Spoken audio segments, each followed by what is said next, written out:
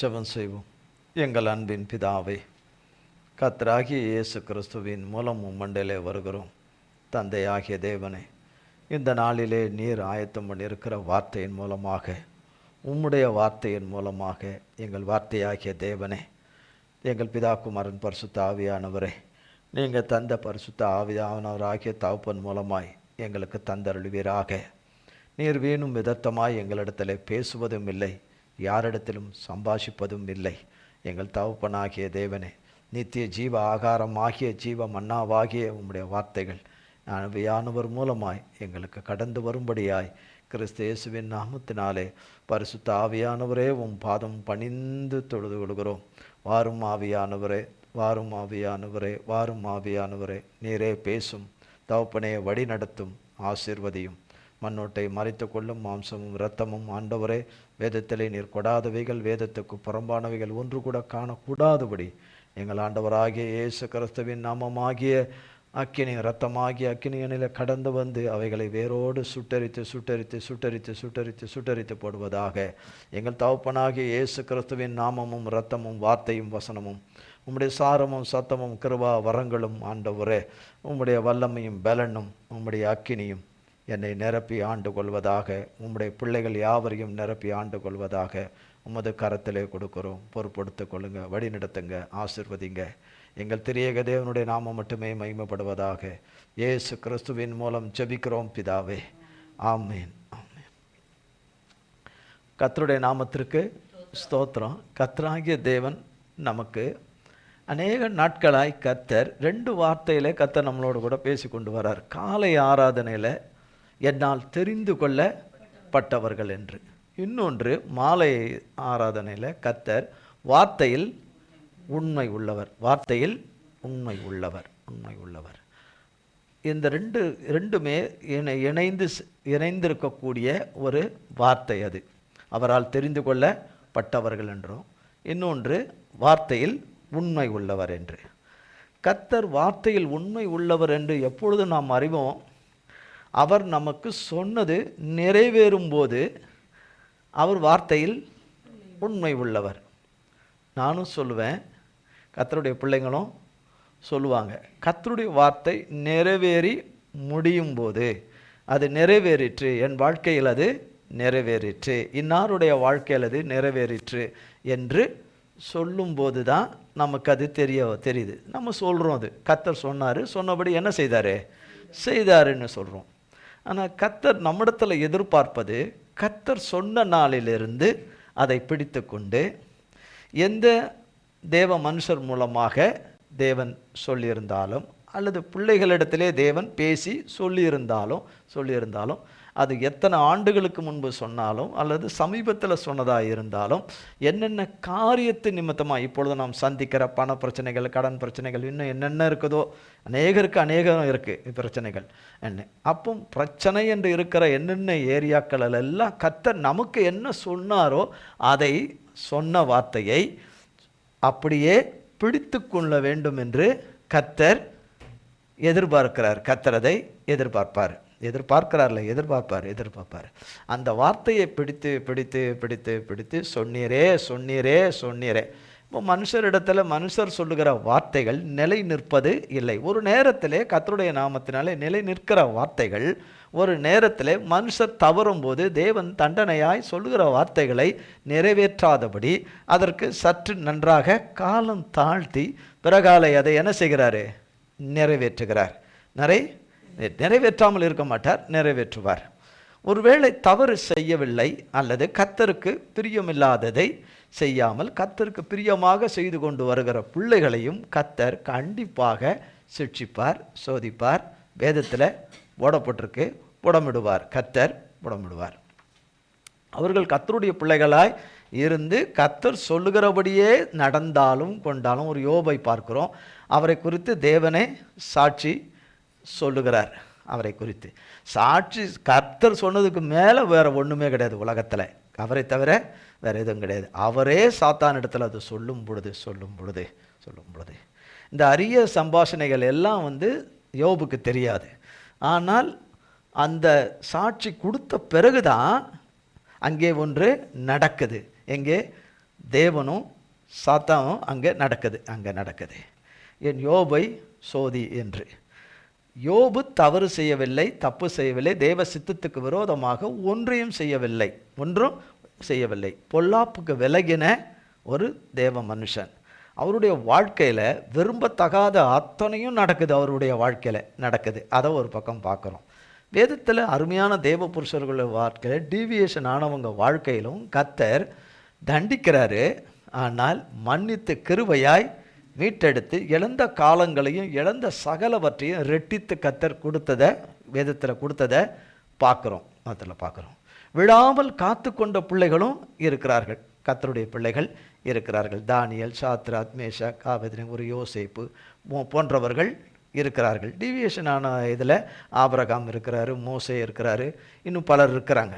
ஆனால் எல்லாருமே கர்த்தர் அவர்கள் வாழ்க்கையில் உண்மை உள்ளவராய் இருந்திருக்கிறார்.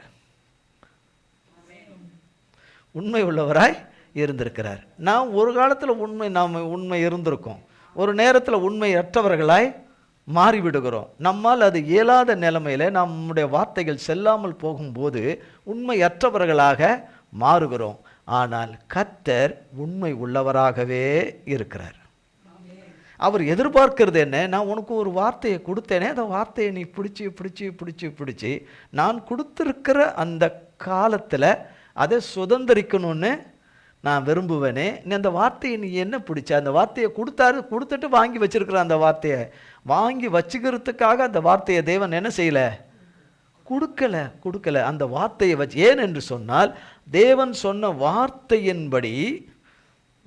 சொன்ன வார்த்தையின்படி நடவாதபடி அதை எப்படியாவது தட்டுதல் பண்ணி, ஆனால் தேவன் சொன்ன வார்த்தை சொன்னபடி தான் நிறைவேறும், அதில் சந்தேகம் இல்லை. ஆனால் அதை எவ்வளவு தூரம் தாழ்த்த முடியுமோ, எவ்வளோ தூரம் காலம் தாழ்த்த முடியுமோ, எவ்வளோ தூரம் தேவ பிள்ளைகளை மனமடிவாக்க வேண்டுமோ, தேவ பிள்ளைகளை எவ்வளோ தூரம் வருத்தத்துக்கு கொண்டு போக வேண்டுமோ, எவ்வளோ கஷ்டத்துக்குள்ளே கொண்டு போவோமோ, எவ்வளோ நெருக்கத்துக்குள்ளே போக வேண்டுமோ, எவ்வளோ வேதனைக்குள்ளே கடந்து போக வேண்டுமோ, என்னென்ன விதங்களிலே கொண்டு போகும்போது கர்த்தர் சொன்ன வார்த்தையின் மீது அதிக சந்தேகங்கள்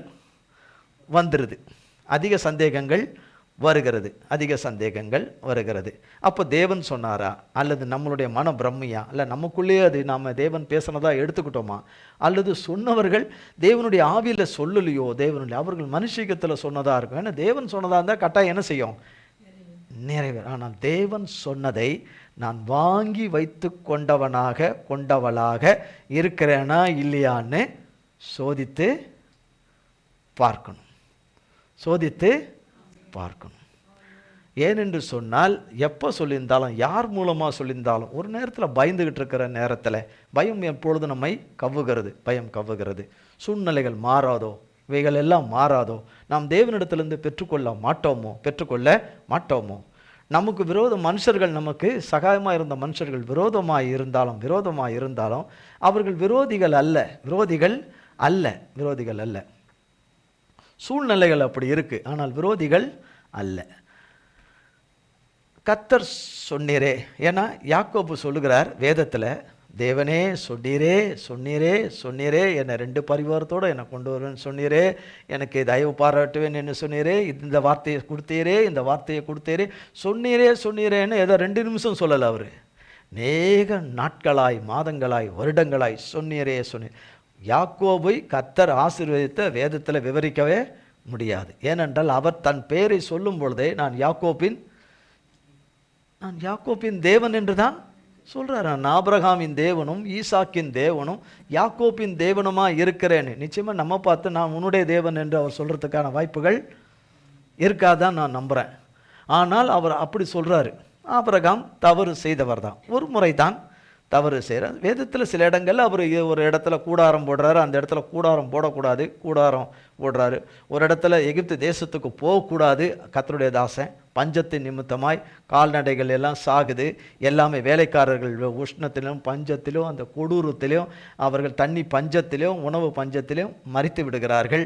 அவருடைய செல்வம் குறையலை, அவருடைய ஐஸ்வர்யம் குறையலை, தேவன் அவரோடு இல்லாமலாம் இல்லை.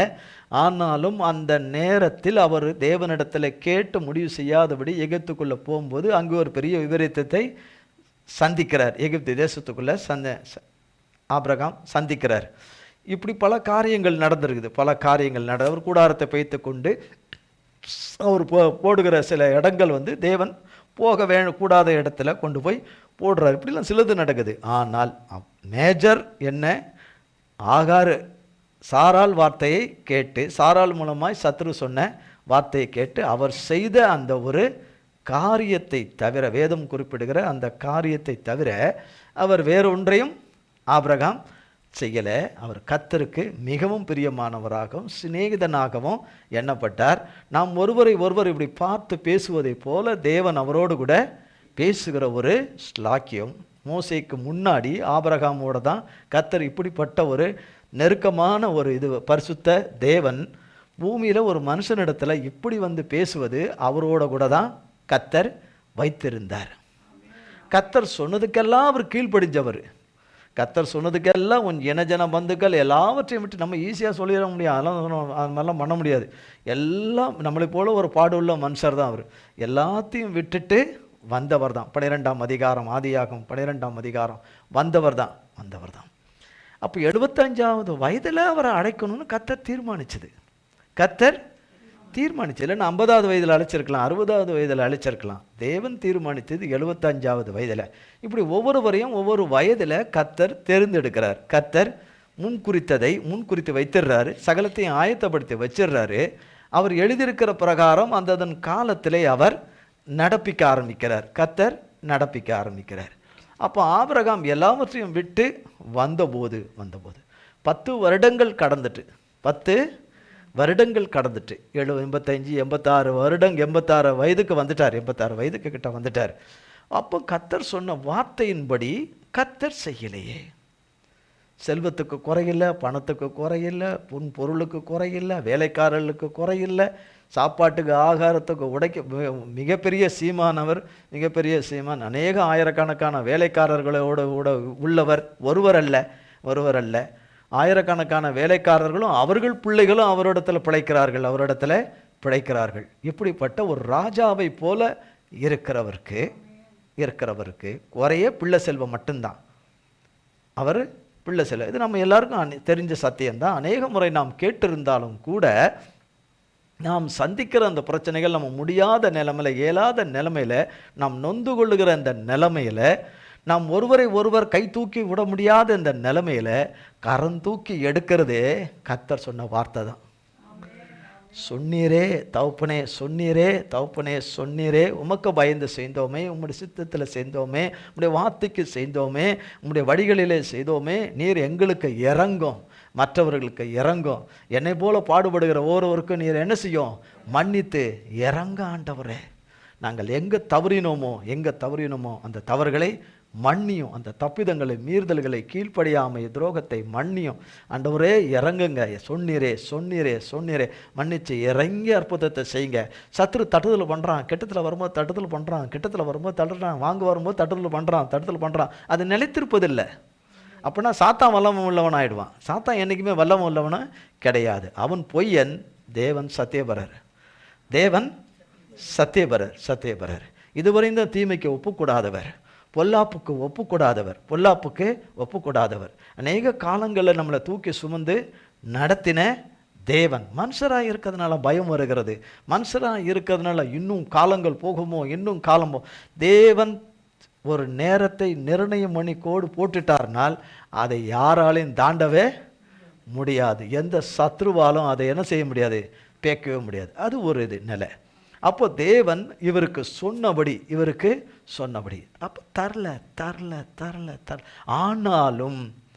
ஆனாலும் அவர் கோபித்து கொள்ளலை, நம்மை போல வருத்தப்படலை, வார்த்தைகளை வீசவில்லை, எதுவும் செய்யவில்லை. அவர் திரும்பிடலாம். தேவனை நீ தரலன்னா பரவாயில்ல, அதனால் ஒன்று நீங்கள் தரலன்னா இல்லைன்னு சொல்லிடுங்க. அவருக்கு ஒரு பெரிய லாஸ் ஒன்றும் இல்லை. ஆனால் பிள்ளை இல்லாத ஒரு வாழ்வு, குழந்தை இல்லாத ஒரு வாழ்வு. இன்றைக்கு அநேக பேருக்கு பிள்ளைகளை கர்த்தர் கிருபையாய் ஈவாய் கொடுக்கிறார். நாம் கேள்விப்படாத இடங்களில் போய் கேள்விப்படாதவர்கள் இருப்பார்கள், கேள்விப்பட்டவர்களுக்கு தெரியும். அநேக இடங்களில் பிள்ளைகள் உண்டாவும் போயிடும் 4 தடவை 5 தடவை 10 தடவை போகும், நிற்கவே நிற்காது. சிலது நல்ல உருவாகி வரவே வராது, அது உருக்குலைந்து போயிடும். சிலது நல்லபடியாய் உருவாகி வந்து நிலைத்திருக்கக்கூடாதபடி, காலங்கள் நிலைத்திருக்கக்கூடாதபடி பறிக்கப்பட்டு போகும். ஆனால் கிருபையாய் காக்கப்படுகிறது ஒரு கூட்டம், காக்கப்படுகிறது. கர்ப்பத்தில் பிள்ளையே கர்த்தர் கொடுத்த கிருபையாய் வளர்ந்து கொண்டு வர. இவர் கேட்கறதே ஒரே ஒரு, இந்த உலகத்தில் பார்க்கும் பொழுது ஒரு பிள்ளை செல்வம் என்பது எல்லாருக்கும் அநேகருக்கு கிடைக்கக்கூடியதாய் இருக்குது. கிடைக்காதது ஒரு புறம் இருந்தாலும் கிடைக்கக்கூடியதாய் இருக்கிறது. இன்னும் வேறு வேறு முறைகளில் கூட இன்றைக்கி உலகத்தில் இப்போ முறைகளை கையாண்டு குழந்தைகள் கிடைக்கிற ஒரு காரியங்கள் நடக்குது. எவைகளாக இருந்தாலும் தேவ கிருபையும் தேவ ஒத்தாசை இல்லாமல் ஒருவருக்கு பிள்ளை கிடைக்காது. அது சாதாரணமானதே அல்ல.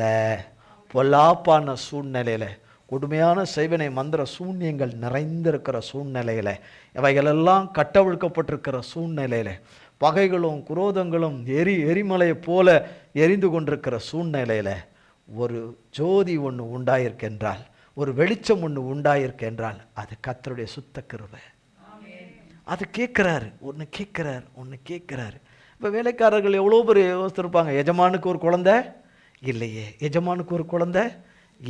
அவர்கள் என்ன பண்ண முடியும்? அவர்கள் ஒன்றும் பண்ண முடியாது. வேலைக்காரர்களுக்கு பிள்ளைகள் எல்லாம் பிறக்குது. பிள்ளைகளுக்கு எஜமான இடத்துல வந்து சொல்லுவாங்க, எஜமாட்டியின் இடத்துல வந்து சொல்லுவாங்க.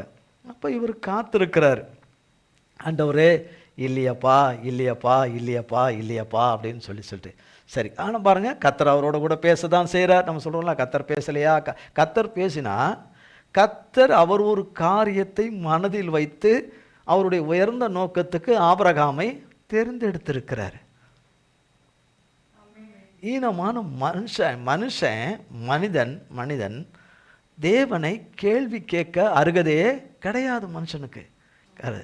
தேவன் கேட்கறதுக்கு தான், பதில் சொல்றதுக்கு தான் மனுஷன். தேவனை கேள்வி கேட்க யாருக்கும் என்ன இல்லை, ரைட்ஸே கிடையாது. அவர் நீதிபரர். மனுஷன் நீதி இல்லாதவன், நாம் நீதி இல்லாதவர்கள். கர்த்தர் நீதிபரர். மனுஷர் தவறு செய்கிறவர்கள், தப்பிதம் செய்கிறவர்கள், பொய் பேசுகிறவர்கள், மாய்மாலம் பண்ணுகிறவர்கள், இல்லை என்று சொல்லுகிறவர்கள், மறுக்கிறவர்கள். கர்த்தர் அப்படிப்பட்டவரே அல்ல. கர்த்தரை அறிந்த இந்த தாசன்,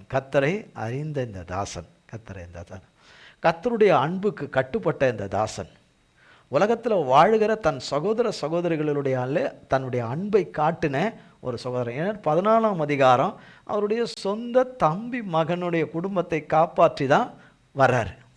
தேவனுடைய பாதுகாப்போடு தேவன் முன்னணியில் போய் இந்த யுத்தத்தை நடப்பித்து ராஜாக்களை எல்லாம் ஜெயித்து தன்னுடைய தம்பி குடும்பத்தை காப்பாற்றி, அவனுடைய 2 பெண் பிள்ளைகளையும் காப்பாற்றி, அவனுக்கு உண்டானவை அவனுக்காகவே போறாரு. சாரால் அனுமதிக்காமல் இருந்திருக்கலாம். நீங்கள் எதுக்கு போகணுன்னு, உங்கள் வயசு என்ன, நீங்கள் எதுக்கு உங்கள் தம்பி பிள்ளைங்களுக்கெல்லாம் நீங்கள் போகணும், எதுக்கு போகணும்?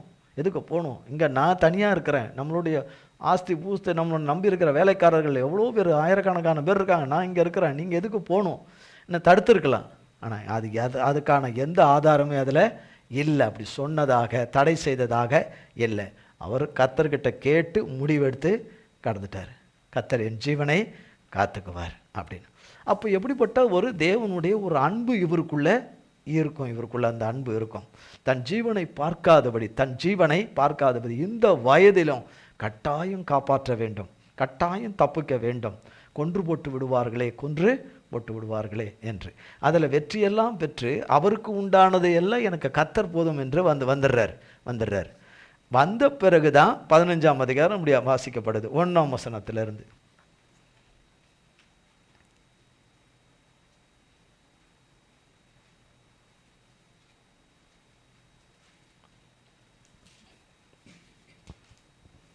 இந்த காரியங்கள் நடந்த பின்பு கர்த்தருடைய வார்த்தை ஆபிரகாமுக்கு தரிசனத்திலே உண்டாகி, அவர், ஆபிராமே, நீ பயப்படாதே, நான் உனக்கு கேடகமும் உனக்கு மகா பெரிய பலனுமாய் இருக்கிறேன் என்றார். அதற்கு ஆபிரகாம், கர்த்தராகிய ஆண்டவரே, அடியேனுக்கு என்ன தருவீர்? நான் பிள்ளை இல்லாமல் இருக்கிறேனே. தமஸ்கு ஊரானாகிய இந்த எலியேசர் என் வீட்டு விசாரணை கர்த்தனாய் இருக்கிறானே என்றான். இப்படி கேட்டிருக்கலாம். அவர் என்ன கேட்டிருக்கலாம்?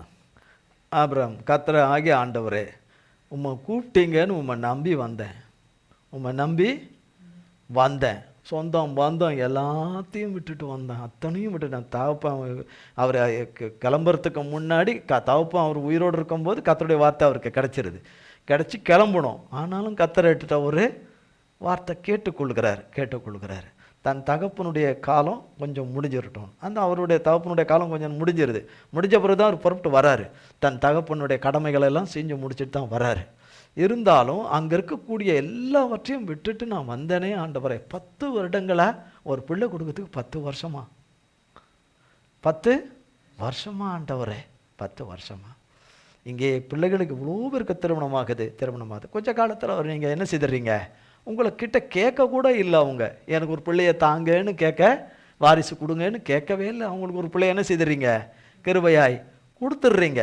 சிலர் கேட்குறாங்க, ஒரு வேளை கேட்குறவங்க இருந்திருப்பாங்க, கேட்குறாங்க, அவங்க கண்ணீரை பார்க்குறீங்க, கொடுத்துட்றீங்க. ஆனால் நான் உங்கள் வார்த்தையே தட்டாமல் செய்கிற எனக்கு, நீங்கள் சொல்கிறதுக்கெல்லாம் அப்படியே கீழ்ப்படுகிற எனக்கு, உமக்கு எல்லாவற்றிலும் பயப்படுகிற எனக்கு, பாவம் செய்ய பயப்படுகிற எனக்கு, பொல்லாப்பு செய்கிறதுக்கு பயப்படுகிற எனக்கு, ஆண்டவரே நீர் எனக்கு தரக்கூடாதா?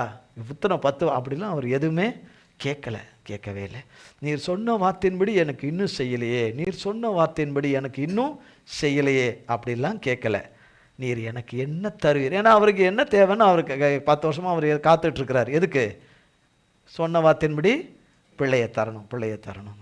நீர் எனக்கு என்ன தருவீர் என்றார். என்ன சரி, என் எலியேசர் என் வீட்டு விசாரணைக்கார் சொல்ல வர்றதே கர்த்தருக்கு என்ன தெரியும்? ஏன் கர்த்தர் வர்றாரு? இந்த காரியங்கள் நடந்த பிறகு கர்த்தருடைய வார்த்தை ஆபிரகாமுக்கு தரிசனத்தில் உண்டாகி, அவருடைய நினைவுகள் எண்ணங்கள் எல்லாமே குழந்தை பத்தனத்துக்கே திருப்பி அதிலே அவருக்கு வருது. அப்போ என்ன செய்கிறது? அதுக்கு என்ன செய்கிறது? திருப்பி என்ன செய்கிறது? ஒருவேளை என்ன முடிவு எடுக்கிறது அப்படிங்கிற ஒரு ரேதிக்கு வரும்போது தான் அவர் இந்த மாதிரி இருக்கிறாரே என்று சொன்னோட தான் கர்த்தர் உள்ளே வரார், அவருக்குள்ளே பேசுறதுக்கு வரார். பின்னும் 3ஆம் வசனம், பின்னும் ஆபிராம் தேவரீர் எனக்கு புத்திர சந்தானம் அருளவில்லை. நீங்க எனக்கு இங்கே தான் சொல்றாரு, நீங்க எனக்கு என்ன செய்யல? பிள்ளை தரலையே, இன்னும் பிள்ளை என்ன செய்யல? நீங்கள் அப்போனா நீங்கள் சொன்னீங்களே அப்பா, நீங்கள் சொன்னீங்களேன்னு கேட்குறாரு. அப்பா நீங்கள் சொன்னீங்களே, எல்லாம் பேசுனீங்க, நான் கேட்காத ஆசீர்வாதங்களை எல்லாம் ஒன்று. அது இதில் பார்த்தீங்கன்னா 12ஆம் அதிகாரத்தில் ஒரு ஆசீர்வாதத்தை கர்த்தர் அவருக்கு கூறிடுறார். ஆனால் அது இல்லை, அதுக்கு பிறகு அப்படியே இன்க்ரீஸ் பண்ணிக்கிட்டே போவார் கர்த்தர். 15ஆம் அதிகாரத்தில் இன்னும் ஆசீர்வாதத்தை கூட்டுவார். சொன்னது என்ன? இவர் கேட்கறது என்ன? இவர் என்ன கேட்குறாரு? வாக்குத்தத்தம் பண்ணின பிள்ளைய கேட்குறாரு. ஆனால் கர்த்தர் இவரை கொண்டும் இவருடைய பின்னடியார்கள் சந்ததிகளில் வரப்போகிறார். கர்த்தராகிய இயேசு கிறிஸ்து வரப்போகிறார். அதுக்கு முன்னாடி பல ராஜ்யங்கள்லாம் இதுக்குள்ளே வரப்போகுது. இவ்வளோ பெரிய பிளஸ்ஸிங்கு. வெறும் பிள்ளையை கொடுக்குற மேட்டர் இல்லை. ஒரு காரியத்தை ஒன்று கிளியர் பண்ணி உடனே முடிச்சிருது பெரிய மேட்டர் கிடையாது கர்த்தருக்கு. அந்த காரியத்தை முழுமையாக்கி கொடுக்க தான் கர்த்தர் விரும்புகிறார். அதில் முழுமையாக்கி அதுக்குள்ளே இருக்கிறதெல்லாம் அழித்து அதை கொடுத்து அதுக்கு பின்னாடி அவர் வைத்திருக்கிற மேன்மையான ஆசீர்வாதங்களை, நன்மைகளை, கர்த்தருக்கு பயப்படுகிற பிள்ளைகள், கர்த்தர் செய்த நன்மைகளை நினைத்து பார்க்கிற பிள்ளைகள், நன்றியோடு நினைத்து பார்க்கிற பிள்ளைகளுக்கு அதை என்ன செய்யணும்? கர்த்தர் ஆயத்தம் பண்ணினது. அசுத்தமானவர்கள் கரத்திலிருந்து வரல, கர்த்தருக்கு பயப்படுகிறவர்கள் கரத்திலிருந்து வந்ததை கர்த்தர் செய்து முடித்து ஆசீர்வதிப்பார். கர்த்தர் சத்ருவோ கிடைக்கக்கூடாதபடி மகா கொடியவர்களும் கொடியவர்களுடைய சேனைகளும் இறுக பிடிச்சுக்கிட்டு கொடுக்கக்கூடாதபடி செய்தாலும் கர்த்தர் ஜெயிக்கிறார். எவ்வளவு டஃப்பாக நடத்தியும் சாகாமல் இருக்கிற இந்த ஜனம் எந்த விதத்தில் எதுவுமே இல்லாமல் செய்தோம். இது நிற்குதுன்னா யாரால? கர்த்தரால மட்டும்தான். இதை செய்கிற தேவன் என்னுடைய ஆதிக்கத்துக்குள்ள, என்னுடைய கட்டுப்பாட்டுக்குள்ள, என்னுடைய அனந்த இதுக்குள்ள எல்லாமே என் கைக்குள்ள இருக்கிறத மெய்ப்பிக்கிறார் கர்த்தர். அவரை மீறி அவர் அனுமதித்தது தான் நடந்திருக்குது. அவர் அனுமதிக்காதது நடக்கவே நடக்காது. ஆமென். நடக்கவே நடக்காது. இன்னைக்கு வடிக்கிற கண்ணீர், இன்னைக்கு நெருக்கத்தில், கஷ்டத்தில், துன்பத்தில், முடியாமல், இயலாமல், தங்களுடைய நிலைகளில், தங்களுடைய நிலை கதவு இடுக்கலை மாட்டிக்கிட்டது போல, நஞ்சிட்ட போல கதறுகிற கதறுதலுடைய கதறலை அற்பமாய் எண்ணாத தகப்பன். அந்த கண்ணீருக்கு நிச்சயமாய் கர்த்தர் ஒரு பெரிய விலையை வச்சிருக்கிறார். ஆமென். வெறும் பணம் காசு அடைச்சி பிரச்சனைகளை முடிச்சுட்டு போகிறவர் அல்ல, வியாதியை நீக்கி போகிறவர் அல்ல, ஒரு வேலையை கொடுத்துட்டு போகிறவர் அல்ல, ஒரு வேலையில் உட்கார வைக்கிட்டு மட்டுமல்ல, அல்லது ஒரு படிப்பில் வெற்றியை கொடுத்துட்டு போகிறது மட்டுமல்ல, ஒரு வாசத்தலத்தை வாங்குறது மட்டுமல்ல, அவர் வச்சிருக்கிற காரியங்களை அந்தந்த பிள்ளைகளிலே அவர் நிறைவேற்றி முடிப்பதற்கு இதை ஆயுதமாக கர்த்தர் பயன்படுத்துகிறார். பரிசுத்தம் உள்ள தேவன் மகா பரிசுத்தமாக்குதலை உண்டு பண்ணி தம்முடைய பிள்ளைகளுடைய கரத்திலே பிரச்சனைகளை தீர்த்து தம்முடைய பிள்ளைகள் கரத்திலே நன்மையை கொடுக்கிற தேவனாய் இருக்கிறார். அப்போ ஆபிரகாமை கர்த்தர் உருவாக்கி வெளிப்பிரகாரமாய் பார்த்தா ஒரு பிள்ளையை கொடுக்கறது ஒரு தேவனுக்கு ஒரு பெரிய மேட்டரே கிடையாது. அவர் பார்த்து வச்சிருக்கிற ஆபிராம் என்பவரை ஆபிரகாமாக மாற்ற வேண்டும், சாரா என்பதை சாராளாக மாற்ற வேண்டும் என்பது அவர் வைத்திருக்கிற நோக்கத்துக்குள்ள அவர் வச்சிருக்கிறாரு. அநேகம் ஆயிரக்கணக்கான ஆண்டுகளுக்கான திட்டத்தை அதுக்குள்ளே வைத்து தான் விசுவாசிகளின் தகப்பன் என்கிற நிலையை அடைவதற்கு கர்த்தர் ஆபிரகாம் அழும்போதெல்லாம் வானத்தை அண்ணாந்து பார்த்து நட்சத்திரங்களை பார்த்து அழுது கர்த்தரிடத்துல வந்து வெளியில் கூடாரத்தை விட்டு வந்து அவர் கரங்களை உயர்த்தி வானத்தையும் பூமியும் உண்டாக்கின என் தகப்பனே என்று அவர் கேட்க ஆபிரகாமே, உனக்கு நான் ஒரு குழந்தைய கொடுக்கறதுக்கு ஒரு மேட்ரே இல்லை, ஆனாலும் கொஞ்சம் பொறுத்துக்கோ அப்படின்னு எங்கேயாவது சொல்லியிருக்காரா? இல்லவே இல்லை. நிச்சயமாய் ஆபிரகாம் கீழ்ப்படிவான், நிச்சயமாய் ஆபிரகாம் செவி கொடுப்பான், நிச்சயமாய் ஆபிரகாம் தேவனுடைய நோக்கத்துக்கு என்ன செய்வான்? கட்டாயம் நடப்பான், காத்திருப்பான், நடப்பான். இப்போ இவர் கேட்குறார் திருப்பி, எனக்கு பிள்ளை அருளவில்லையே என்று. இதோ என் வீட்டிலே பிறந்த பிள்ளை எனக்கு சுதந்திரவாளியாக இருக்கிறான். இப்போ இவரே டிக்ளேர் பண்ணுறார், எனக்கு பிள்ளை இல்லை, அதனால் எலியேசர் தான் எனக்கு என்ன செய்யுது, இந்த ஏகபோக சொத்துக்கு ஆஸ்திக்கெல்லாம் அவன்தான் மகன் அப்படிங்கிற விதமாகவே சொல்றாரு இருக்கிறான் என்றார். 4. அப்பொழுது கர்த்தருடைய வார்த்தை அவனுக்கு உண்டாகி, இவன் உனக்கு சுதந்திரவாளி அல்ல. பாருங்க, கர்த்தர் வார்த்தையில் உண்மை உள்ளவர். ஆபிரகாமுக்கும் சாராளுக்கும் பிறக்கிற பிள்ளையத்தான் கர்த்தர் வாக்கு பண்ணியிருக்கிறார், மனதில் வைத்து வாக்கு பண்ணியிருக்கிறார். ஆபிரகாமை மனதில் வைத்து சாராளை மனதில் வைக்காம கர்த்தர் வாக்கு கொடுக்கல.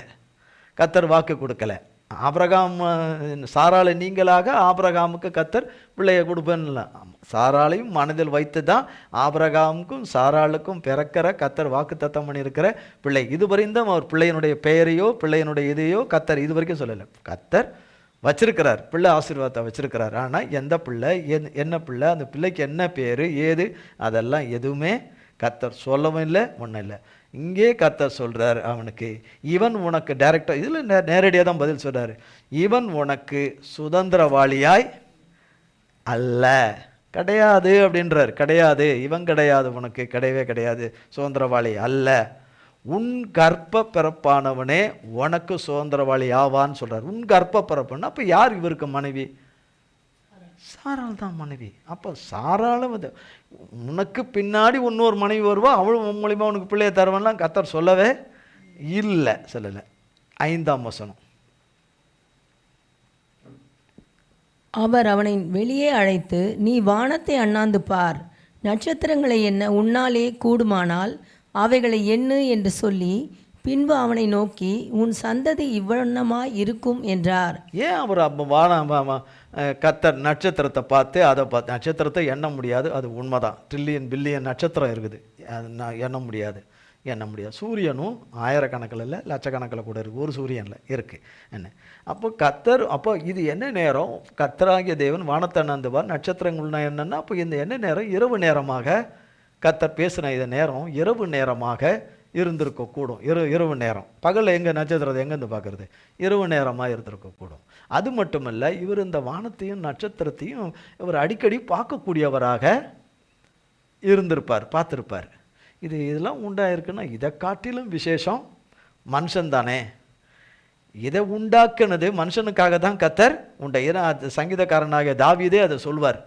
நீர் வானத்து நட்சத்திரங்களை எல்லாவற்றிலும் காட்டிலும் ஆண்டவரை மனுஷனை நீர் என்ன செய்திருக்கிறீர்? விசேஷமாக சிருஷ்டித்திருக்கிறீர் என்று. அப்போ அந்த இவருடைய சந்ததியில் வந்தவர் தானே அவர். அப்போ இதை பார்த்து பார்த்து பேசுகிறதுனால தான் கர்த்தர் அதுக்கு ஏற்றபடியே கர்த்தர் அதை கூப்பிட்டு, இதை பார் இப்படி வச்சிருக்கிறேன், நீ ஒன்றை கேட்குற, அந்த ஒன்றை தருவேன். அந்த ஒன்றிலிருந்து என்ன வரும்?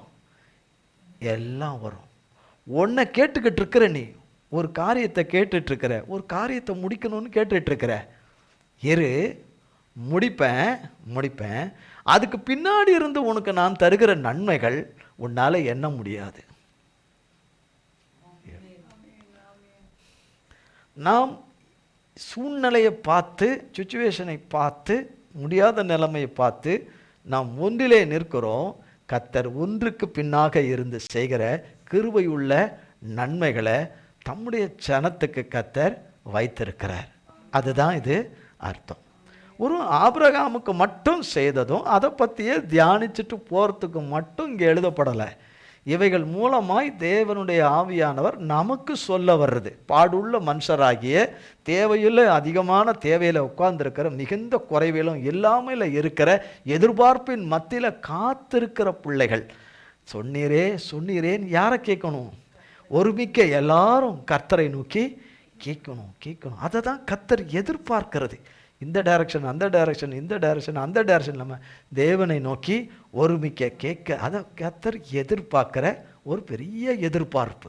அவரை உண்மையாய் நம்புகிறவர்கள், கர்த்தாவே நீர் எனக்கு சொன்னீரே, இவங்களுக்கு சொன்னீரே ஆண்டவரே, இந்த சகோதரனுக்கு சொன்னீரே, இந்த சகோதரிக்கு சொன்னீரே ஆண்டவரே, இந்த தகப்பனுக்கு சொன்னீரே ஆண்டவரே, இந்த தாய்க்கு சொன்னீரே ஆண்டவரே, இதை நிறைவேற்றும். இதை என்ன செய்யுங்க? நிறைவேற்றுங்க, கிருபையாய் நிறைவேற்றுங்க. ஸ்தோத்திரப்பலியில் அதானே கேட்குறோம். இப்போ கூட அதானே கதறணும். யார் என்ன வேணான்னு சொன்னோம், ஓப்பனாக தானே லைவில் போகுது. கதறணும். ஒவ்வொரு பிள்ளைகளுக்கும் இறங்குங்க ஆண்டவரே. அந்த பிள்ளைகளுக்கு எங்கள் எல்லாருடைய கண்ணீரை தொடங்க ஆண்டவரே, எல்லாருடைய கண்ணீரை விடுங்க, எல்லாருடைய ஏழாமையை மாற்றி கொடுங்க ஆண்டவர். ஏன்னா செய்து வச்சிருக்கிறார் அவர் செய்யாத தேவன் அல்ல, அவர் செய்து தான் வச்சிருக்கிறாரு. காலையில் பேசும்போது சொன்னாரா இல்லையா? ஒரு வார்த்தை சொன்னாரா இல்லையா? ஒரு வார்த்தை சொன்னார் இல்லையா? 1 சாமுவேல் 14ஆம் அதிகாரத்தில் சொன்னாரா இல்லையா? என்ன சொன்னார்? போச்சு. ஒரு வேலைன்னு மட்டும் தெரியுது. அப்போ சொன்னீரேன்றது என்ன அது அர்த்தம்? சொன்னீரே நல்லா யோசித்து பார்க்கணும். சும்மா நம்ம யாக்கோபுன்னு பேசும்போது அப்படி யோசிப்பேன். யாக்கோபு வேற யாரும் இல்லை, ஆபிரகாமுடைய பேரன். உலக பெரும் ஐஸ்வர்ய சம்பந்தனர் யாரு? ஆபிரகாம். அவருடைய பேரன் வெறும் கோலும் தடியோட போறாரு, வெறுமனே தான் போறாரு. யார் வீட்டுக்கு? மாமா வீட்டுக்கு போறார், தாய் மாமா வீட்டுக்கு போறார். தாய் மாமா வீட்டுக்கு அங்கே மேலே தாளத்தோடு வர வைக்க காத்திருக்காங்க தாய் மாமா வீட்டில். இல்லை, போறாரு. ஆனால் யாரோட போறாரு? கர்த்தரோட. தன் தகப்பன் மூலமாக சொல்லப்பட்ட வார்த்தையை சுமந்துக்கிட்டு போறாரு. அவர் பிளஸ் பண்ணி அனுப்புகிறார். நாம் காலையில் கர்த்தருடைய கிருபையால் நாம் பார்த்த பகுதி, அதில் ஒரு வார்த்தை,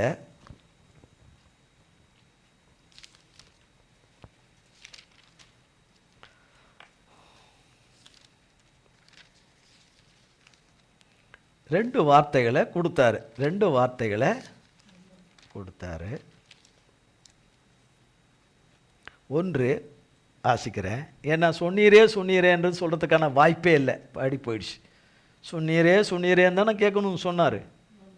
கடந்த முறை செவ்வாய்க்கிழமை ப்ரேயர்லேயே கூட அந்த வார்த்தை தான் சொல்லப்பட்டதுன்னு நினைக்கிறேன். சொன்னீரே அப்படி தானே சொல்லப்பட்டது, தேவ வார்த்தை சொல்லப்பட்டது. சொன்னீரே சொன்னீரேன்னு கேட்கணும் என்று என்ன, அதை ஞாபகத்தில் வைத்து இன்றைக்கு சொல்லலை. இன்றைக்கி தேவ ஆவியானவரால் தான் இதை உங்களுக்கு சொல்கிறேன். 1 சாமுவேல் 12ஆம் அதிகாரத்தில் 22ஆம் வசனம் ஒன்று சொன்னார். கர்த்தர் உங்களை தமக்கு ஜனமாக்கி கொள்ள, கர்த்தர் உங்களைன்னு நம்மளை தமக்கு ஜனமாக்கி கொள்ள, தம்முடைய சொந்த பிள்ளைகளாக்கி கொள்ள பிரியமானபடியினால் கர்த்தர் தம்முடைய மகத்துவமான நாமத்தின் நிமித்தம் தம்முடைய பிள்ளைகளை கைவிட மாட்டார் சொன்னார்ல. சொன்னார். இப்போ சொன்னார்னா எதை எதிர்பார்ப்பாரு? விசுவாசிக்கணும்னு சொல்றான். எதை வச்சு விசுவாசிக்கணும்னு சொன்னார்? அதையும் விசுவாசமும் பற்றுதலும் இருக்க வேண்டும். வெறும் விசுவாசம் இல்லை, விசுவாசமும் பற்றுதல். யோபினிடத்தில் இருந்தது விசுவாசமும் தேவ பற்றுதலும். எஸ்தர் ராஜாத்தினிடத்தில் இருந்தது விசுவாசமும் பற்றுதலும் மிகுந்த மனத்தாழ்மையும். கர்த்தராகிய இயேசு கிறிஸ்துவுக்கு மிஞ்சினது எதுவும் இல்லை, தகப்பனை தவிர்த்து தேவ பிள்ளைகளில் மிகுந்த மனத்தாழ்மை. ஒரு மரியாள் இடத்துல புதிய ஏற்பாடில் அவங்கக்கிட்ட ஒரு பெரிய மனத்தாழ்மையும் தேவ விசுவாசமும் உயர்ந்த பற்றுதலும் உயர்ந்தவர்களும். தேவதூதன் சொல்லும் பொழுது, கேப்ரியல் சொல்லும் பொழுது, அவர்கள் சொல்லுகிற வார்த்தை எந்த ஸ்திரியும் லேசில் சொல்லவே முடியாது. அவர்கள் ஆண்டவருடைய சித்தம் நிறைவேறுவதற்கு சொன்னபோது, இது சாத்தியமா, இது சாத்தியம் இல்லையே, இது என்ன, இது புருஷனை அறியனே என்று சொல்லும் பொழுது, அதை அவர்களுக்கு விளக்கி சொல்லும் பொழுது அதை அப்படியே ஏற்றுக்கொண்டார்கள். நான் கர்த்தருக்கு அடிமை, நீ சொன்னபடி ஆக கடவுதுன்னு சொல்லிட்டாங்க. ஆக கடவுது என்று சொல்லி, அப்படி அது யாரும் அது மாதிரி இருக்கிறதுக்கான வாய்ப்பே கிடையாது. அவர்கள் இருந்தார்கள். மிகுந்த மனத்தாழ்மையும் மிகுந்த தேவ சித்தத்துக்கு அப்படியே கீழ்ப்படிந்தார்கள். எவ்வளோ பெரிய அவமானத்துக்கு அதை ஏற்றுக்கொண்டார்கள். எவ்வளோ பெரிய அவமானம்னா, சொசைட்டியில் பயங்கரமான அவமானத்துக்குள்ளே போகிற காரியம், நிந்தைக்குள்ளே போகிற காரியம், கல்லெறிந்து கொல்லப்பட வேண்டிய காரியம், மறைந்தெல்லாம் மறைச்சி ஒளிச்செல்லாம் வைக்கவே முடியாத ஒரு காரியம். அப்படிப்பட்ட ஒரு காரியத்தை அவர்கள் எண்ணாதபடி அப்படியே, நம்ம யாரும் அப்படி கிடையாது. கர்த்தர் அப்படியே தம்முடைய மகள் வாழ்க்கையில் மகிமைப்பட்டார். அங்கே தேவ விசுவாசமும் பற்றுதலும். எஸ்தர் ராஜாத்தி இன்னொரு விதத்தில் தகப்பன் தாய் இல்லாத ஒரு மக, தன் சித்தப்பா மூலமாக தேவனாலே வளர்க்கப்பட்ட மக. ஆனால் அந்த மக பாருங்க, அவளுக்கு ஒரு கர்த்தர் ஒரு உயர்ந்த வாழ்க்கையை கொடுத்துட்டாரு. அகஸ்வேர் ராஜாவுக்கு மனைவியாக, பட்டத்து ராணியாக கர்த்தரங்கு கிருபையாய் வைத்துட்டார். என்ன வைத்தாலும் தன் தேவனாகிய கர்த்தருடைய கற்பனைகளையும் கட்டளைகளையும் மறவாமல், இவைகளெல்லாம் தனக்கு ஆகாரமாக, தேவனுடைய கட்டளைகள் கற்பனைகள் எல்லாம் அவருடைய வார்த்தை தான், அதையெல்லாம் தன் தகப்பனுக்கு, ஒரே தேவனை கொடுத்த தன் சிறிய தகப்பன் மூலமாய் கொடுத்த அத்தனையும் வாங்கி புசித்த அந்த மக அதிலே ஊறினவளாக இருந்ததுனால அவன் மீது அதிக பற்றும் அன்பும் பாசமும் கொண்டவளாக நன்றி உள்ளவளாக கொண்டவளாக அவள் இருந்து, எஸ்தர் ராஜாத்தி இருந்து 127 நாடுகளுக்கு அவ ராணி. நம் தேசம் உள்பட, வேதத்தில் போடப்பட்டிருக்கு, நம் தேசம் உள்பட 127, கற்பனை செய்து பார்க்கணும், 127 நாடுகளுக்கும் அவர்கள் ராணி.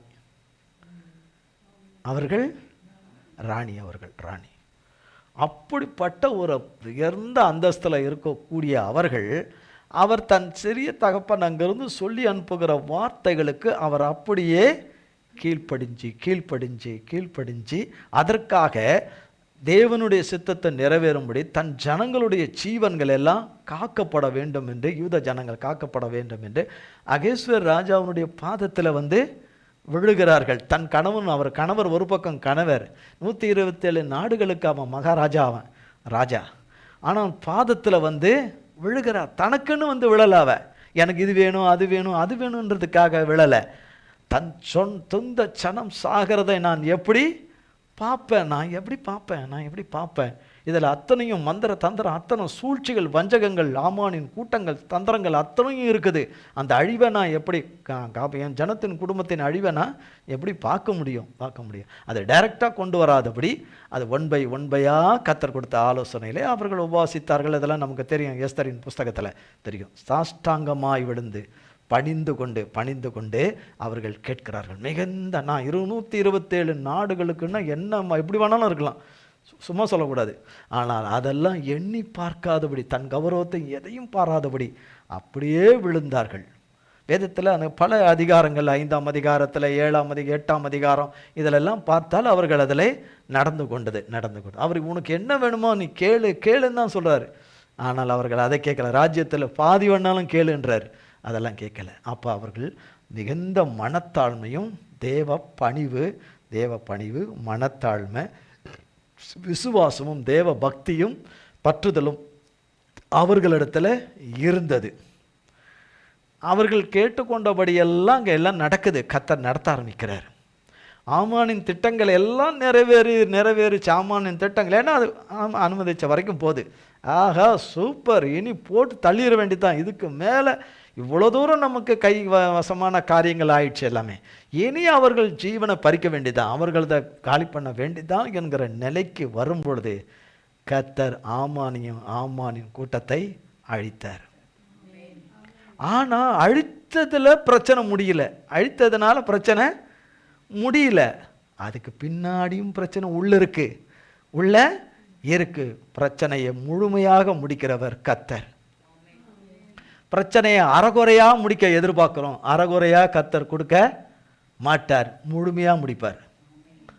இதை சத்தியத்தை நாம் அறிந்து கொள்ள வேண்டும், என்னை உள்பட அறிந்து கொள்ள வேண்டும். அப்போ முழுமையாக கர்த்தர் என்ன செய்கிறாரு? முடிக்கிறார்.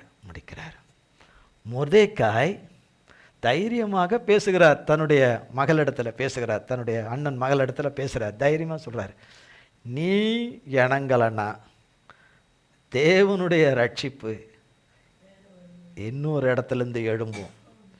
நீ பயன்படலைன்னா உன்னை இதுக்காக வைத்திருக்கலாம், தேவன் வைத்திருக்கிறார். ஆனால் நீ அதற்கு எதிராய் நிற்பாயானால், அல்லது அதுக்கு ஒத்துழைக்கவில்லை என்றால், அதற்கு கீழ்ப்படியவில்லை என்றால் ஒன்றுமில்லை, வேறொரு இடத்துலேருந்து தேவனுடைய, ஏன்னா தேவன் வச்ச சுத்தம் தேவனாலே நிறைவேறிடும். மனுஷன் நான் ஒத்துழைக்கலை, நான் உங்களுக்கு ஒத்துழைக்கல, நீங்கள் எப்படி நிறைவேற்றுவீங்க அப்படின்னு தூக்கி வீசிட்டு வேற ஒன்று கர்த்தர் என்ன செய்திருவார்? நிறைவேற்ற. மனுஷ தயவு தேவனுக்கு தேவையே கிடையாது. மனுஷனுக்கு தான் தேவனுடைய தயவு வேணும், அப்பாவுடைய தயவு என்னைக்கும் வேணும். அதனால தான் எஸ்தர் ராஜாத்தி தனவனிடத்தில் ராஜாவினிடத்தில் பொற்செங்கோல் நீட்டும்படி தயவுக்கு வந்து நிற்கிறார்கள். கர்த்தரால தான் அகஸ்வேர் கண்களில் தேவன் தயவு கிடைக்கும்படி செய்கிறார். முதல்ல தேவனிடத்தில் போயிட்டு அதுக்கப்புறம் அகஸ்வேர் ராஜாவினிடத்தில் கர்த்தர் சொல்லுகிற நேரத்தில் போகிறார்கள். எடுத்ததுமே என் புருஷன் தானே, ஏன் தானே நேராக போகவே இல்லை. மொர்தெக்காய் அதே மாதிரி தான் தேவனிடத்தில் போய் தான் அதுக்கப்புறம் எஸ்தர் ராஜாவினிடத்தில் சொல்லுகிறார்கள். கர்த்தர் எல்லா பிரச்சனைகளையும் முழுமையாக அழித்திட்ட பிறகு மொர்தெக்காய் 127 நாடுகளுக்கு பிரதமரானார். ஒன்றில் இருந்துக்கிட்டே சுடுகாடாக மாறுது உலகம். ஆனால் இவர் 127 நாடுகளுக்கும் தேவனாலே பயன்படுத்தப்பட்ட அருமையான ஒரு தாசனாக இருந்தார். அவரிடத்துல விசுவாசம், தேவனை பற்றியிருக்கிற பற்றுதல், மிகுந்த மனத்தாழ்மை,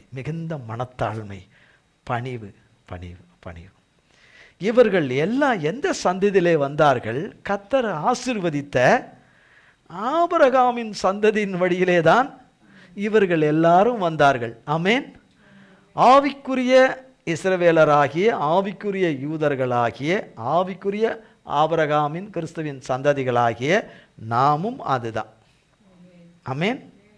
அந்த விசுவாச கிறிஸ்துவின் சந்ததியார்கள் தான். கர்த்தருக்கு ஸ்தோத்திரம். கர்த்தராகிய தேவன், அதனால தான் இங்கே வேதத்தில் எழுதப்பட்டிருக்கிறது, கர்த்தர் தம்முடைய மகத்துவமான நாமத்தின் நிமித்தம் தனது ஜனத்தை கைவிட மாட்டார் என்று சொல்லிட்டு 1 சாமுவேல் 14 அதிகாரம் 6 வசனம், அதில் நடு வார்த்தை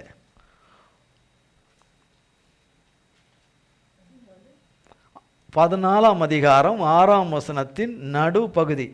ஒருவேளை கர்த்தர் நமக்காக ஒரு காரியம் செய்வார், அநேகம் பேரை கொண்டாகிலும் கொஞ்சம் பேரை கொண்டாகிலும் ரட்சிக்க கர்த்தருக்கு தடையில்லை என்றான். அப்பன்னா தடைகளை இதுபரியந்தமும் தகர்த்தவர் எந்த நேரமும் செய்வார் என்று சொல்றார். சொன்னீரே சொன்னீரே சொன்னீரே, இன்னைக்கு காலைல தான் சொன்னார். அது இதுக்கு முன்னாடிலாம் அந்த வார்த்தையெல்லாம் சொன்னதே இல்லை. அப்போ ஒரு நாளை குறிச்சிட்டாரு, அந்த நாளை நினைவில் வச்சிருக்கிறாரு, அந்த நாளை அவர் பார்த்துக்கிட்டு இருக்கிறாரு. அந்த நாளை அவர் ஆஹா, அந்த நாளை நான் மறந்துட்டேனே, இந்த நாள் கடந்து போச்சா, அப்படிலாம் போகாது. மனுஷனுடைய வாழ்க்கையில் தான் அப்படி போகும். காலையில் ஒரு சம்பவம் சொன்னார். ஒருத்தருக்கு 25,000 ரூபாய் பணம் போகணும். ஒரே பேங்க் அக்கௌண்ட்டு, ஒரே பேங்க்கு, ஒரே பிரான்ச்சு, ஒரே இது, ஒரே பேர், எல்லாமே போச்சு.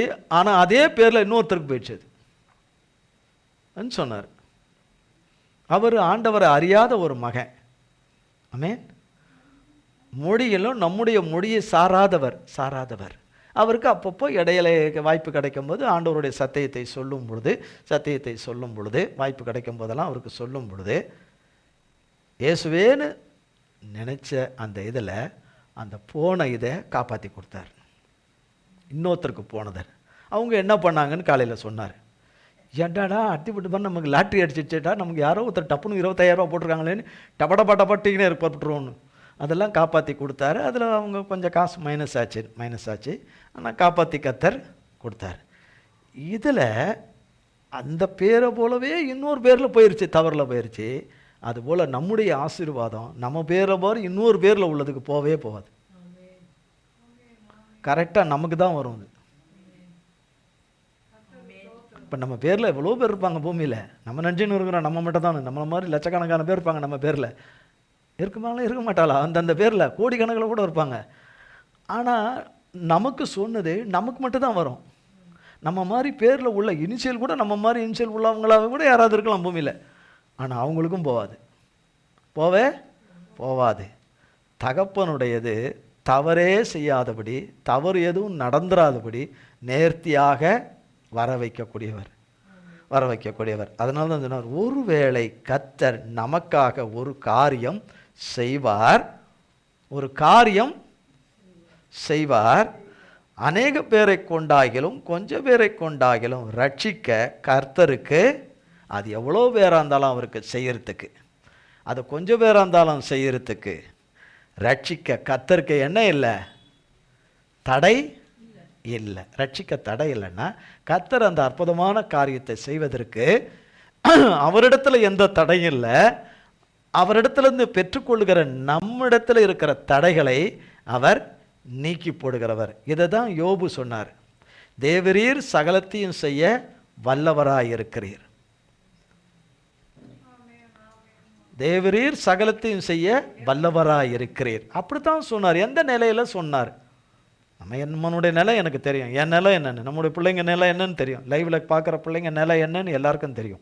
என்னென்ன நிலைகள் எல்லாவற்றையும் காண்கிற தகப்பனுக்கு அதற்கான தீர்வை கையில் வச்சிருக்கிறவர் அவர் தான். ஆமென். தீர்வை கையில் வச்சிருக்கிறவர் அவர் தான். அதில் எந்த சந்தேகமே இல்லை. அப்போ காண்கிற தேவன் இருக்கிறார் என்பதை அறிஞ்சினால்தான் யோபு எல்லா நிலைமையிலும் கர்த்தரை தூஷிக்காதபடி, மனுஷர்களையும் தூஷிக்காதபடி, தன்னை விரோதிக்கிற மனுஷர்களையும் தூஷிக்காதபடி, ஏளனம் பண்ணுகிற பரியாசம் பண்ணுகிற மனுஷர்களையும் உறவினர்களையும் தூஷிக்காதபடி கர்த்தரை உறுதியாய் பற்றி கொண்டிருந்த அவரிடத்திலிருந்து எல்லா விதமான நாட்டம் அத்தனையும் வந்ததுன்னு சொன்னார். சரீரத்திலேருந்து அத்தனை புண்ணுடைய நாத்தம், அத்தனை அழுகின நாத்தம், அவ்வளவு நாத்தங்கள் அவர் உடம்புல இருந்து வாசனைகள், அத்தனை நாற்றமான இது ஆனால் தேவனிடத்து அவருக்குள்ள அவர் ஆவி, அவர் ஆத்துமா, சிந்தை, மனது, எண்ணமுக்குள்ள கர்த்தர் மேல் வைத்திருந்த விசுவாசமும் பற்றுதலும் அந்த தாழ்மையும் அந்த பணிவும் அவருக்குள்ள இருந்து நறுமணத்தை கொடுத்துக்கிட்டே இருந்தது. கிறிஸ்துவின் நறுமணத்தை கொடுத்துக்கிட்டே இருந்தது. எவ்வளவு செய்திருப்பான்னு அதை நம்ம படித்து பார்த்துருக்குறோம். அதில் யோபில் பார்க்குறோம். அவ்வளவு செய்தும் சாத்தானாலே ஜெயிக்க முடியாமல் ஓடின இடம் அது ஒரு இடம். ஓடின இடம் அது ஒரு இடம். இன்னொரு இடம் யோசேப்பு, இன்னொரு இடம் யோசேப்பு, இன்னொன்று சாத்ராக் மேஷாக் ஆபேத்நேகோ.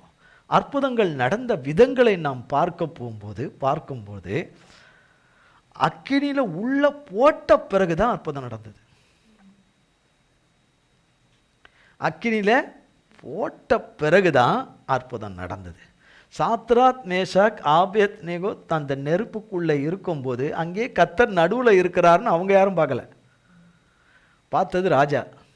என்னை உன் கையிலிருந்து தப்புவிப்பவன் யார் என்று சொல்லுகிற துஷ்ட மிருக கூட்டம் எக்கச்சக்கம்.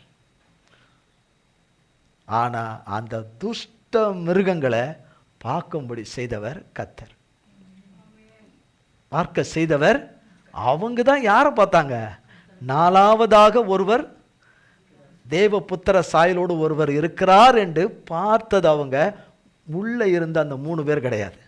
அதுக்கு பிறகு தான் கர்த்தரை நம்ம வந்தாருன்னு சொல்லிட்டு அக்கினி பலன் கொள்ளலை, அதெல்லாம் நமக்கு எல்லாமே தெரியும். அப்போ எல்லா வகையிலும் வந்த அத்தனை அட்டம்ட்டும் அவர்கள் நினைத்தபடி அது ஆகாதபடி அதை அவமாக்கின தேவனுக்கு கோடி கோடி ஸ்தோத்திரம், கோடி கோடி ஸ்தோத்திரம். அப்போ அந்த சுச்சுவேஷனில் தான் கர்த்தர் அற்புதமான காரியத்தை செய்தார். நாகமானை குறித்து எழுதி வச்சிருக்கிறார். தேவனால் தெரிந்து கொள்ளப்பட்ட ஒரு தாசன். ஏன்னா யாரும் அவரை தேவனால் தெரிந்து கொள்ளப்பட்டோன்னு சொல்ல முடியாது. தேவ ஊழியர் சொல்லி அனுப்புகிறார், ஊழியக்கார் சொல்லி அனுப்புகிறார். யோர்தானிலே 7 தடவை முங்கி எந்திரின்னு சொல்கிறார். நீ எத்தனை தடவை முங்குனா உனக்கு அற்புதம் நடக்குன்னு அவர் சொல்லலை. நீ யோர்தானில் 7 தடவை முங்குன்னு. முங்க வேண்டியவர் யார்? நாகமான் தான் முங்கணும். கர்த்தர் வார்த்தையில் உண்மை உள்ளவர். கர்த்தர் வார்த்தையில் உண்மை உள்ளவர். சொல்லி அனுப்புகிறார், செய்ய மனசில்லை. கர்த்தர் இந்த விதமாக அற்புதம் செய்யணும் என்று காத்திருக்கிறவர்கள் பலர் இருப்பார்கள். அப்படி கர்த்தர் செய்யவே மாட்டார். அதுதான் சொன்னார் கர்த்தர். கர்த்தர் ஒரு காரியத்தை செய்வார். கர்த்தர் ஒரு காரியத்தை செய்வார். எந்த காரியம் என்று மனுஷனே கேட்காதே. காரியத்தை கர்த்தர் செய்வார் என்று சொன்னால் அதை காரிய சித்தி ஆகும்படி செய்கிறவர் அவர்தான். சங்கீதக்காரன் ஒரு இடத்துல சொல்றாரு, 65ஆம் அதிகாரம் 62:5 சொல்றாரு, என் ஆத்துமாவே பெதட்டாத, மற்றவர்களுடைய விசுவாசத்தை கெடுத்து போடாத நம்பிக்கை. அதுதான் அது. என் ஆத்துமாவே தேவனை நோக்கி அமர்ந்திரு, நான் நம்புகிறது அவரால் தான் வரும். வானத்தையும் பூமியும் படைத்த கர்த்தராலே எனக்கு என்ன வரும்? ஒத்தாசை வரும். வானத்தையும் பூமியும் படைத்த கர்த்தரிடத்திலிருந்து எனக்கு என்ன வரும்? சகாயம் வரும் எனக்கு. அப்போ எனக்கு சகாயம் செய்யும் கேடகம் அவர்தான். எனக்கு உதவி செய்யும் பர்வதம் அவர்தான். அப்போ உதவியும் சகாயமும் அவர் வச்சிருக்கிறார். அவர் வச்சிருக்கிறார். எந்த விதத்திலையும் தட்டுதலை உண்டு பண்ணுகிற தட்டுதலையும் உண்டு பண்ணி கிடைக்கலையே நான் சொன்னேன்ல சொல்கிற ரெண்டும் ஒரே சாத்தான் தான். ஒரே சாத்தான் கூட்டம் தான். நாம் எவ்வளவு வானவிலாவில் பேசணுமோ அவ்வளவு தலை குனிகிற காலங்களை கர்த்தர் வைத்திருக்கிறார். எவ்வளவு வானவிலாவில் பேசணுமோ, தேவ சித்தத்தை அறியாதபடி, தேவ திட்டத்தை அறியாத ஜனங்க பேசணுமோ, தெரிஞ்சோ தெரியாமல் இல்லை பேசுறது அத்தனையும் பின்னாக வேதவசனம் சொல்லுகிறபடி மிகப்பெரிய தலைகுனிவுக்குள்ளே கடந்து போக வேண்டியது வரும். மிகப்பெரிய ஒரு அவல நிலைக்கு போக வேண்டியது வரும். எவைகளை குறித்து அதிகமாக பேசினார்களோ அவைகளிலே அவர்கள் தங்கள் வாழ்க்கையில் போக வேண்டியது கட்டாயம் இருக்கும். ஆனால் தேவனுக்கு பயந்து, தேவனுக்கு அஞ்சி, கர்த்தாவே சொன்னீரே நான் எந்த இடத்துல தவறிட்டேனோ, எந்த இடத்துல தப்பு செஞ்சிட்டேனோ, எந்த இடத்துல நான் உமக்கு துரோகம் செஞ்சிட்டேனோ, எந்த இடத்துல பரிசுத்த குலைச்சலை உண்டு பண்ணிட்டேனோ, எங்கே உங்கள் நம்பிக்கையை தகர்த்தேனோ அதை நீர் அறிவீர். மன்னியும் மன்னியும் மன்னியும். எங்கே உமக்கு கீழ்ப்படியாமல் செவி கூடாமல் போயிட்டனோ அதை நீர் அறிவீர். மன்னியும். எங்கே புறமுதுக காட்டினனோ என்னை மன்னியும். என் மீது இரக்கம் வையும், என் மீது இரக்கம் வையும். நீர் சொன்னீரே சொன்னீரே சொன்னீரே ஆண்டவரே, நீரை சுருக்கி எனக்கு இப்பொழுது நன்மை செய்யும். அப்படிதான் கேட்குறோம். ஸ்தோத்திர வழியில் கேட்குற தேவன், கேட்க வைக்கிறவரும் அவரே, அதை கேட்டு அதன்படி செய்கிறவரும் அவரே. சொல்றது புரியுதா? அவர்தான். யாரு? அவர்தான். நம்முடைய கண்ணீரை முற்றுமுடிய துடைக்க, வெறும் கண்ணீரை அப்படி துடைச்சிட்டு ரைட் ப்ராப்ளம் சார் இல்லை, அதுக்கு பின்னணியத்தில் இருக்கிற பிரச்சனையின் வேர்களையும் அழித்து நம் கரத்திலே தம்முடைய நாமம் மகிமைப்படும்படி தந்து செய்கிற சர்வ வல்லமை உள்ள தேவன் அவர். அந்த தேவன் தான் சொன்னார், கர்த்தர் நமக்காக ஒரு காரியம் செய்வார், அநேக பேரை கொண்டாகிலும் கொஞ்சம் பேரை கொண்டாகிலும் ரட்சிக்க அவருக்கு தடையில்லை. அப்போ யோபு கர்த்தருடைய நாமத்தினால அவருடைய இடத்துலேருந்து ஜீவ வாசனை வந்ததுன்னாரு. இங்கே நாகமான இடத்துல சொல்கிறாரு, நீ போய் அங்கே போய் 7 தரம் ஸ்தானம் பண்ணுன்னு. முழுகி ஞானஸ்தானம் எடுக்க சொன்னார். இல்லை, முழுகி எந்திரின்னு சொன்னார். அவருக்கு குஷ்டரோகம் குணமாக வேண்டும். ஆனால் அங்கே சத்துரு தடை செய்கிறான். அவன் மனதில் எண்ணத்தில் என்ன, தேவன் எனக்கு இப்படி வந்தால் அப்படி செய்வேன் என்று. அவனிடத்திலே தகர்க்கப்பட வேண்டிய காரியம், சுட்டெரிக்கப்பட வேண்டிய காரியங்கள் இருந்தது. அது அவனுடைய முடிவு, அவனுடைய விருப்பம், அவனுடைய ஆசை, அவனுடைய எண்ணம். அதை அடித்து தேவனுடைய சித்தம், தேவனுடைய விருப்பம் யோர்தானிலே முழுக வேண்டும் என்கிற சித்தத்துக்கு வந்தாதான் தேவனுக்கு அவர் கனி கொடுக்கிறவர் என்று காலையில் சொன்னார். கனி கொடுக்கிறவர் என்று. வேலைக்காரர்கள் சொல்லுகிறார்கள், பெரிய காரியத்தை செய்ய சொன்னால் நீர் என்ன செய்திருவீர்? செய்திருவீர், நீர் செய்திருவீர். அவர் என்ன சொன்னார்? போய் அவர் உள்ளே இருந்துக்கிட்டு தான் சொல்லி அனுப்புகிறார் தீர்க்கதரிசி. வெளியே கூட வரல. அவன் தேசத்துக்கு படைத்தலைவன். அங்கேருந்து வராரு, முதுதூரத்துலேருந்து வரார், தன்னுடைய சேனைகளோடு வரார், 10 ஒட்டகத்தோடு வரார். ஆனால் சொல்லி அனுப்புகிறார் இவர் கரெக்டாக. சரி, அதுக்கு பிறகு வேலைக்காரர்கள் மூலமாக கிரியை செய்கிறார், கர்த்தர் கிரியை செய்கிறார், அவர் கீழ்ப்படிச்சிடுறார், போகிறார். ஆனால் அவர் முழுங்கி எந்திரிக்கும் போது, சரி இந்த நாளில் கண்டிப்பாக இந்த இது மாறிடும், இந்த நாளில் மாறிடும், 2வது இதில் மாறிடும், 3வது இதில் மாறிடும், 4வது. ஆனால் கர்த்தர் வச்சது 7வதுல. கர்த்தர் வச்சது 7வதுல. எதில் வச்சிருக்கிறார்? எந்த நாளில் வச்சிருக்கிறார்? ஒரு நாளில் முங்கி எந்திரிச்சு வரலும் போது நம்முடைய நாள் அல்ல. நம்முடைய நாளில் முங்கி எந்திரிக்கும் போது அவருடைய சரீரம் எப்படி மாறிச்சோ, அவர் பிரச்சனை எப்படி மாறிச்சோ, கர்த்தரால் அப்படியே மாறும். நமக்கு இது நாளை மாறும், நாளை மறுதினம் மாறும் என்று சொன்னால் நாமே வெடிகுண்டு வச்சிடுவோம். கண்டிப்பாக வெடிகுண்டு வச்சிடுவோம். நமக்கு நாமே வச்சிடுவோம் அந்த வெடிகுண்டை. வேற யாருக்கும் வைக்க வேண்டியதே இல்லை. அந்த வெடிகுண்டை வச்சிடுவோம். அதை அறிந்த தேவன் எந்த விதத்திலும் சத்துரு செய்திராதபடி, சீர்குலைக்காதபடி, அவர் எப்படி ஒரு மரியாளுடைய வாழ்க்கையில் தம்முடைய சித்தத்தை நிறைவேற்ற தேவகுமாரன் தான் தகப்பன் நம்ம ரட்சிக்க வரத்துக்கு ஒரு நாளையும் காலத்தையும் குறித்து அதன் சரியான நல்ல மரியாளை சந்திக்க கேப்ரியலை தன்னுடைய தூதனை அனுப்பினாரோ, கர்த்தர் தம்முடைய தூதனை ஆயத்தம் பண்ணி ஏற்படுத்தி அனுப்பி வைத்திருக்கிற தேவ தூதன் எந்த நேரமும்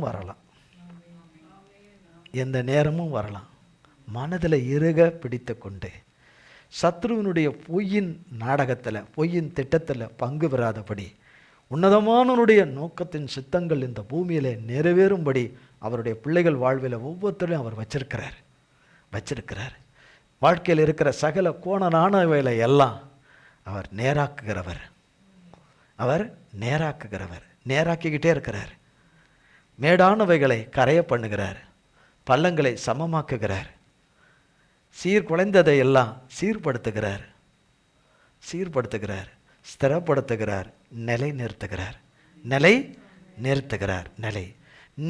நிறுத்துகிறது தான் நமக்கு வேணும். நிலை நிறுத்தும் பரியந்தம் அவர் நம்மை கைவிடாதபடி, சத்துருவின் ஆயுதங்கள் ஒன்று கூட, சத்துருவின் மனுஷருடைய வாயிலிருந்து வருகிற வார்த்தைகள் ஆகாது, ஆகாது, ஆகாது, நடக்காது, அதெல்லாம் ஒன்றுமில்லை, அது இதுன்னு சொல்லுகிற ஒவ்வொரு வாய்களும் இந்த பூமியில் பேசுகிற ஒவ்வொரு வாய்களும் தாங்கள் பேசின வார்த்தைகளினுடைய விதையின் அறுவடைகளை அவர்கள் அறுத்தே தீரணும்.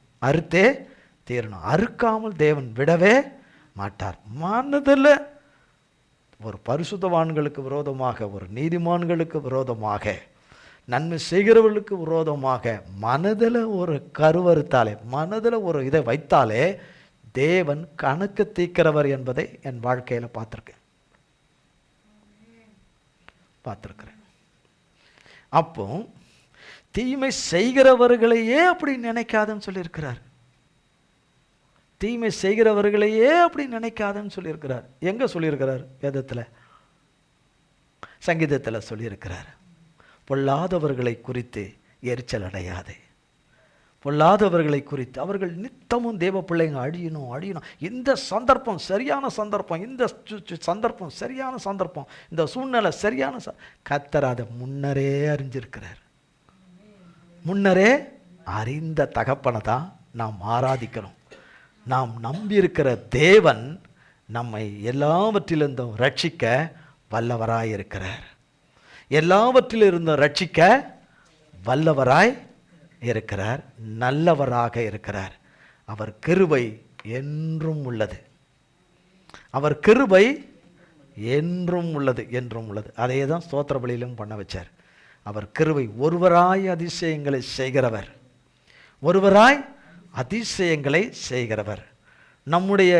நம்முடைய சத்துருக்களின் கரத்திலிருந்து நம்மை விடுவித்தவர். 136 சங்கீதத்தில் எழுதப்பட்ட வார்த்தை அப்படியே கர்த்தரால நிறைவேறும். பிறகால தான் அப்புறம் அழுவோம், ஆஹா நம்ம அழுதுதெல்லாம் பத்தாதுன்னு.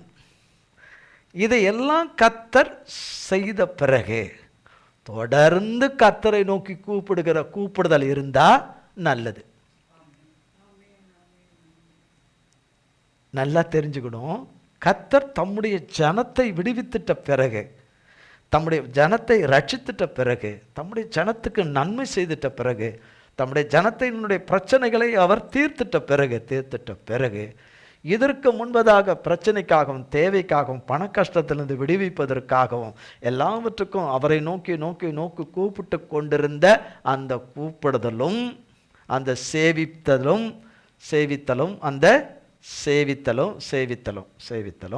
தேவனை விசுவாசித்த விசுவாசமும், தேவ பற்றுதலும், தேவனுக்கு பயப்படுகிற பயமும், தேவனை நோக்கி இரவும் பகலும், அதான் பிரச்சனை முடிஞ்சிச்சு. அதுதான் நம்மளுடைய சொல்யூஷன். நமக்கு கர்த்தர் சொன்னபடி எல்லாம் நமக்கு தாமதித்தாலும் கர்த்தர் நமக்கு எல்லாவற்றையும் செய்துட்டாரு என்று அதோட போறதில்ல.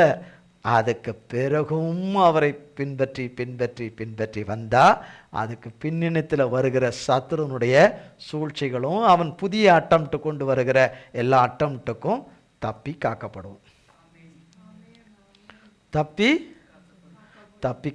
ஏன்னா வேதத்தில் அது எழுதப்பட்டிருக்கு, அது தப்பி காக்கப்படுவோம். அதுதான் ரைட். ஓகே, அப்போ ரிலாக்ஸ். அப்போ கொஞ்சம் நம்ம ரிலாக்ஸாக இருப்போம். அப்போ நம்ம ரைட்டு. இல்லை நீ நினச்சி பார்க்காத வேறெல்லாம் வரும். ஆனால் அதிலிருந்து நீ எப்படி காக்கப்படுவ? சொன்ன வாய்கள் காப்பாற்றாது. சொன்ன வாய்கள் திறப்பில் நிற்காது. கர்த்தர் செய்துட்டா சில சொல்லுவார்கள், உங்கள் நேரம் நல்ல நேரம் என்னவோ அப்படின்னு சில சொல்லுவார்கள். உங்கள் நேரம் நல்ல நேரமாக அமைஞ்சிச்சேன். நல்ல நேரம் கர்த்தர் நமக்காக பூமியில் பிறந்து, நமக்காக சிலுவையில் மரித்து, ரத்தம் சிந்தி, ஜீவனை தந்து, நம்மளை மன்னித்து மீட்டு மரணத்தை ஜெயமாக விழுங்கின நேரம். இந்த புண்ணியத்தினால தான் இவ்வளோ இந்த சத்தியங்களை எல்லாம் தேவன் நமக்கு தருகிற இந்த விலையேற பெற்ற சத்தியங்கள். சத்தியவரன் சொன்ன வார்த்தையில் உண்மை உள்ளவர். அவர் சொன்னார், நீர் சொன்னீரே ஆண்டவரே, நீர் சொன்னீரே. இப்படியா நாங்கள் கேள்விப்பட்டோமே, இப்படியாக சொல்லப்பட்டிருக்கிறதே, அதை நிறைவேற்றி தாரோம், அதை நிறைவேற்றி தாரோம். சத்ரு தொடர்ந்து தட்டுதலை பண்ணாதபடி, தட்டி போட்டு பண்ணாதபடி, புதிய புதிய சேனைகள் உருவாகி வருகிற சேனைகளை வேரோட அழித்து போடும், வேரோட அழித்து போடும். இதுகறிந்தமும் அழித்தீர், இனிமேலும் அதை அழித்து நீர் சொன்ன வார்த்தையின்படி, நீர் அதை திட்டமிட்டதில் நீர் சொன்ன வார்த்தையின்படி நிறைவேற்றி உம்முடைய பிள்ளைகளுக்கு நீர் நல்லவராகவே இருப்பதற்காக ஸ்தோத்திரம். கர்த்தர் நல்லவர், அவர் கிருபை என்றும் உள்ளது. ஆமென். இந்த வார்த்தையை கர்த்தர் நமக்கு ஆசீர்வதிப்பாராக, ஆசீர்வதிப்பாராக. ஜெபம் செய்வோம். எங்கள் அன்பின் பிதாவே, கர்த்தராகிய இயேசு கிறிஸ்துவின் மூலம் மண்டலே வருகிறோம். தந்தையாகிய தேவனே, ஆண்டவரே, நீர் எந்த தவறும் தப்பிதமும் ஒருவர் வாழ்விலும் செய்யாதவர். தப்பிதமெல்லாம் எங்களுடையது, பாவங்கள் எல்லாம் எங்களுடையது, மீறுதல்கள் எல்லாம் எங்களுடையது. ஆண்டவரே, மதியனும் புத்தியினும் அறிவினும் புத்தியினும் ஆண்டவரே எல்லாம் எங்களுடையது. ஆண்டவரே, உம்மிடத்திலிருந்து எந்த விதத்திலும் தப்பித்தவரி கூட ஒருத்தருக்கும் அநீதி செய்யாதவர். அநீதி எங்களிடத்தில் இருக்கிறது, உம்மிடத்தில் இல்லை. ஆண்டவரே, தேவரீர் அப்படி அறிந்தும் உம்மையே எங்களுக்காக கொடுத்து சிந்தின மாசற்ற இரத்தத்தினாலே எங்களை மன்னித்திருக்கிறீர். ஒவ்வொருவரையும் ஆண்டவரே, மீட்பையும் உண்டு பண்ணி வைத்திருக்கிறீர், விடுதலையும் உண்டு பண்ணி வைத்திருக்கிறீர், ரட்சிப்பையும் உண்டு பண்ணி வைத்திருக்கிறீர். நீர் குறித்த நேரத்தில் சகலமும் உடைய பிள்ளைகளுக்கு நீர் நிறைவேற்றி உங்கள் மகா பரிசுத்த நாமத்தை ஒவ்வொருவரிலும் மகிமைப்படுத்துகிற கிருபைக்காய் ஸ்தோத்திரம். ஒவ்வொருடைய தேவைகள், காரியங்கள் எல்லாவற்றிலும் உம்முடைய கரம் கூட இருப்பதாக, என்னாலும் இருப்பதாக. உம்முடைய அளவற்ற இரக்கம், கிருபை, தயவு, ஒத்தாசை, உம்முடைய வழிநடத்தல், ஆலோசனை, பாதுகாப்பு ஆண்டவரே ஒவ்வொருவருக்கும் ஒவ்வொருவருக்கும் அபிர்விதமாய் இருப்பதாக. உம்முடைய கரத்தின் வல்லமை ஆண்டவரே எங்கள் ஒவ்வொருவருடைய ஜீவனையும் ஆண்டவரே அவரவர் ஸ்தானத்தை காத்து கொள்ள கிருபை செய்வீராக. உமது கரத்தில் எங்கள் அத்தனை பேரையும் ஒப்புக் கொடுக்கிறோம். உம்முடைய இரத்தத்தினாலே மூடிக்கொள்ளும். இயேசு கிறிஸ்துவின் மூலம் ஜெபிக்கிறோம் பிதாவே. ஆமேன், ஆமேன், ஆமேன். என் ஆத்துமாவே கர்த்தரை ஸ்தோத்ரி, என் முழு உள்ளமே பரிசுத்த நாமத்தை ஸ்தோத்ரி. என் ஆத்துமாவே கர்த்தரை ஸ்தோத்ரி, கர்த்தர் செய்த சகல உபகாரங்களை மறவாதே. ஆமேன், ஆமேன், ஆமேன். கர்த்தராகிய இயேசு கிறிஸ்துவின் கிருபையும் பிதாவாகிய தேவனுடைய அன்பும் பரிசுத்த ஆவியானவருடைய அந்யோன்ய ஐக்கியமும் பராமரிப்பும் பாதுகாவலும் என்றென்றைக்கும் நம்முடையவர் கூட சதா காலங்களுக்கும் நிலைத்திருப்பதாக. ஆமேன், ஆமேன், ஆமேன். இயேசுவின் ரத்தம் ஜெயம். இயேசுவின் பரிசுத்த நாமத்திற்கே ஸ்தோத்திரம். God bless you.